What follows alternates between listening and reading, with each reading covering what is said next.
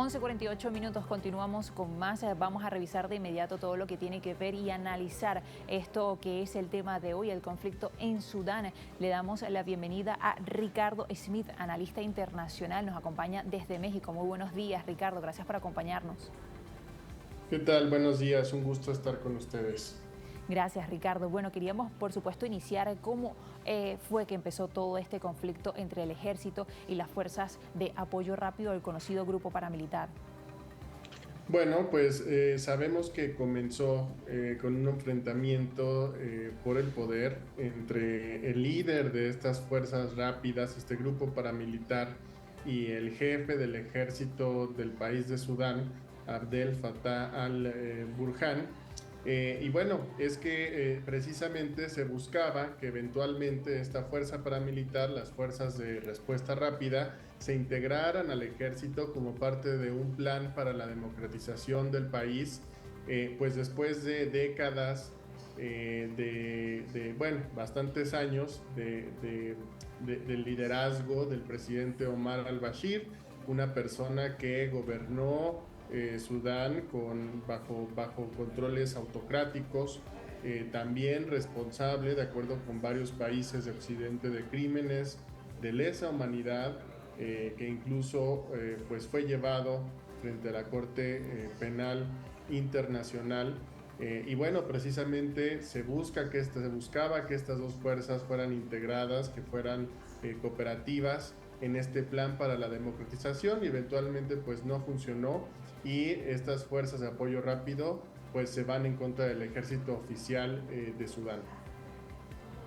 Ricardo, y estamos viendo que ya se han llevado o se han tratado de implementar al menos 8 treguas. ¿Por qué se siguen tratando de implementar aunque estas se violen?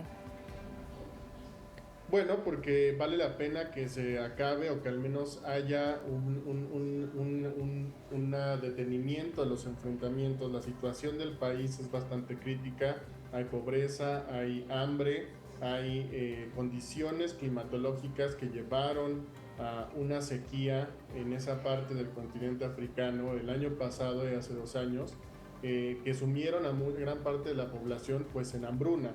En estos momentos, pues la ONU está batallando para no solamente detener la hambruna, revertirla, sino también pues para poder salvaguardar a las personas de este conflicto. Recordemos que además pues de la condición humanitaria lamentable en la que se encuentran muchos de los pobladores, pues ahora se calcula que hay más de 1 millón de desplazados en Sudán, que han tenido que salir de sus casas, trasladarse a otras ciudades, a otras poblaciones para huir de los enfrentamientos. Entonces, digamos, simplemente por la condición humanitaria tan seria en la que se encuentra el país, la condición económica, pues sí vale la pena que se intenten estos ceses al fuego, que además sobre todo tienen que ver con luchas locales de poder entre facciones.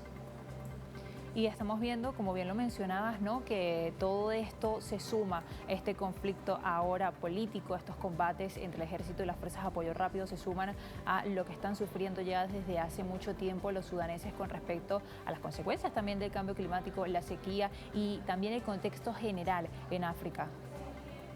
Sí, así es. También tenemos que recordar que pues aquí tienen que ver también los apoyos que han recibido internacionales ambas facciones, ¿no?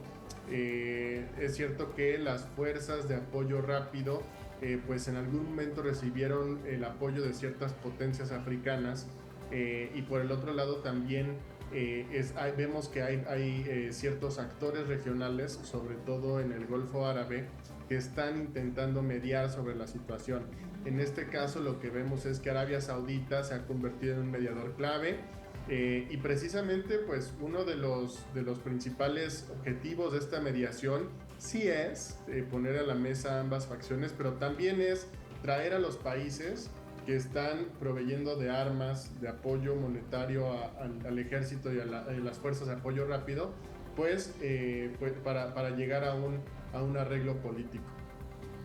Ricardo, y hemos estado viendo exactamente cómo entra en juego Estados Unidos, Arabia Saudita, pero también el papel de Rusia durante las primeras semanas desde que inició este conflicto, luego del 15 de abril, se había mencionado mucho la participación de Rusia con respecto al oro en Sudán y el grupo Wagner que está presente allí. Sí, es cierto, también hay evidencias, hay discusiones sobre la presencia del grupo Wagner y sobre pues, el hecho de que Sudán es un país importante por la provisión de oro. También hay que recordar que uno de los objetivos principales de Rusia en este momento pues, es incidir en asuntos globales en ciertas regiones del mundo, como es el Medio Oriente, como es también África. Entonces, seguramente pues habrá cierto interés en este caso, pero bueno, también hay que ver si eventualmente Estados Unidos, en especial Arabia Saudita, pueden convencer a Rusia de pues participar en estas negociaciones. ¿Y cuáles serían a partir de ahora las implicaciones que tendrán para poder llegar a un acuerdo? ¿Cuáles serían esas cosas negociables y las no negociables con respecto a las fuerzas de apoyo rápido, también el ejército y también estos países que están mediando? ¿Cuál podría ser una solución a este conflicto a partir de ahora? O por lo menos llegar a una tregua que se pueda cumplir. Bueno, en principio tenemos que ver si hay objetivos territoriales por parte de las fuerzas de apoyo rápido. Es posible que quieran tener cierto control sobre el territorio y entonces esta discusión podría entrar en una situación más complicada. Creo que por ahora una de las victorias pues más sencillas que podrían obtener las negociaciones de un cese al fuego pues simplemente sería que por algún tiempo determinado, en lo que se resuelven temas de fondo mucho más delicados, puedan ambas partes del conflicto dar acceso a la ONU, a zonas importantes de apoyo humanitario y bueno, y dejar que también las fuerzas de apoyo bilateral de otros países puedan operar en el territorio. Porque de fondo, pues sí es preciso ver qué están dispuestos a ceder. También recordemos que pues Sudán es un país con ciertos recursos naturales y seguramente las partes del conflicto van a pues demandar el acceso a ciertos de estos recursos.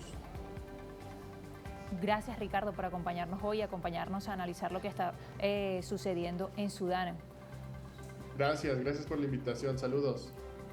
Gracias, Ricardo. Nos acompañaba Ricardo Smith, analista internacional desde México, y vamos a revisar otras informaciones que tienen que ver con lo que está sucediendo también bajo el contexto de lo que está sucediendo en Sudán, pero un poco más allá. Vamos a hablar un poco del continente como tal. Pues ayer, en medio de un llamado de atención por parte del jefe de la Organización de Naciones Unidas, Antonio Guterres, le pidió a la comunidad internacional recolectar $2.400 millones de los 7.000 millones requeridos para brindar asistencia humanitaria por la hambruna en el Cuerno de África, que ya revisamos parte de esto en la entrevista y vamos a profundizarlo.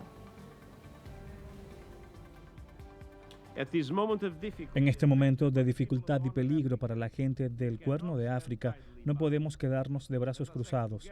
Actuemos juntos ahora, con mayor urgencia y mucho mayor apoyo.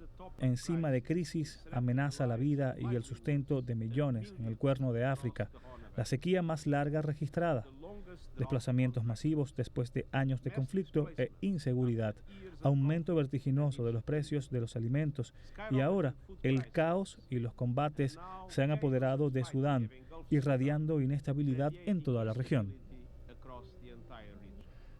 El jefe de la ONU subrayó que es un deber actuar antes que la crisis se convierta en catástrofe. Por ello, exhortó a la comunidad internacional a que financien programas humanitarios para evitar muertes por hambruna.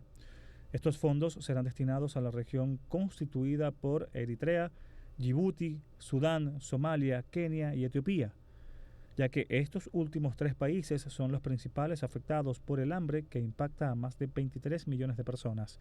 Recordemos que la región es azotada por la sequía más aguda de los últimos 40 años, en conjunto con conflictos armados en algunos puntos.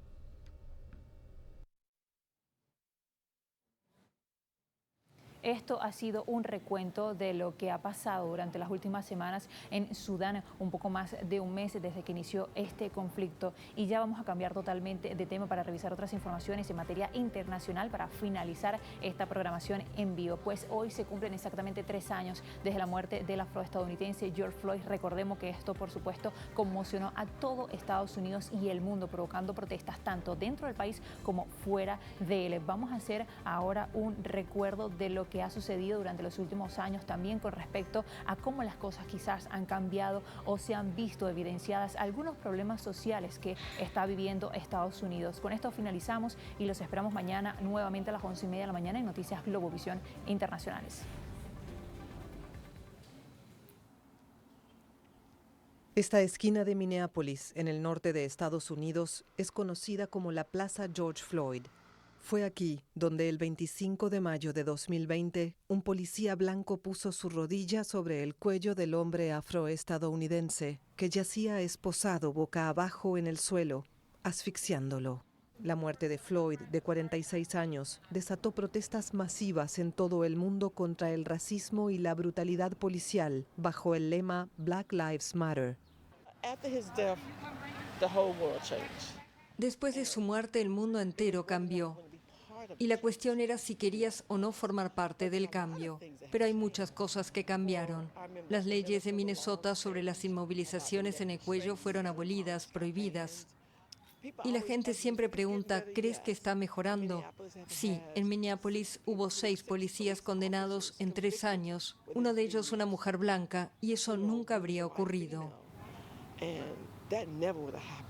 La conversación es diferente, la gente está más abierta, especialmente los blancos estadounidenses, a hablar de relaciones raciales. Antes nunca hubieran hablado de relaciones raciales, probablemente ni siquiera habría salido el tema.